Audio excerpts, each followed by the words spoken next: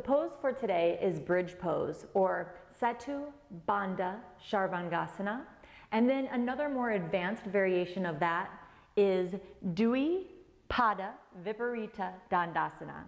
All right, so let's go ahead and start on the back. You'll want to make sure that you do some preparatory poses before you do this one, such as some sun salutations to warm up the body, focusing on, your cobra, your up dog, focusing on opening up your quads, your shoulders, okay, before you even come here. All right, so let's go ahead and lay all the way onto the back. You'll have your arms by your sides. You can just watch me first.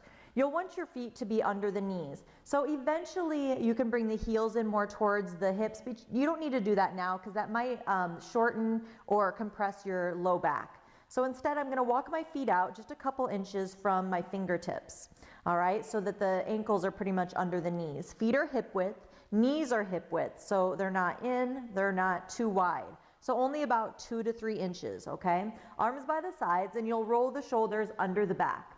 Now, once you start to push into the feet and lift the hips up, please don't turn the head from side to side. Keep the head up. Now, this would be a great place to stay. You want to squeeze your knees towards each other. They won't touch, but squeeze them towards each other so that you're really activating the inner thighs, and you're pushing into the inner edges of the feet as well as the outer edges.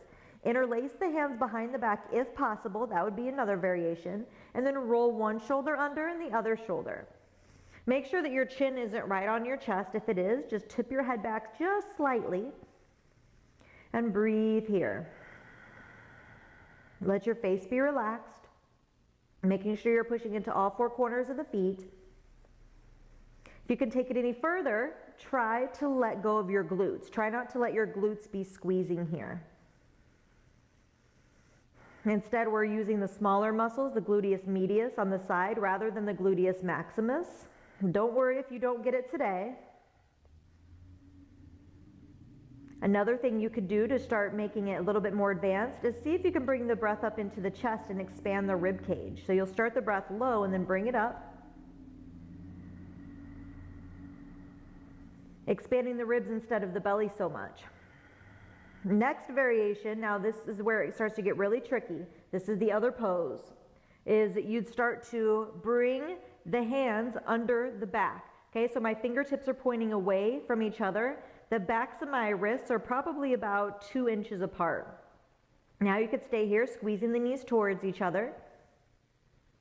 Viparita, viparita, dandansana. Stay there or start to extend one leg out.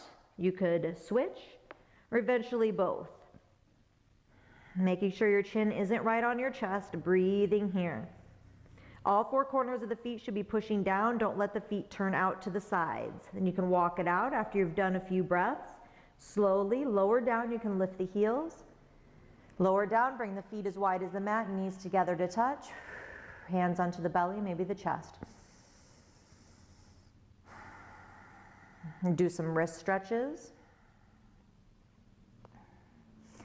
All right, so good luck on your setu bandha sarvangasana, your bridge pose, as well as the more advanced version, viparita, viparita, dandansana. Namaste.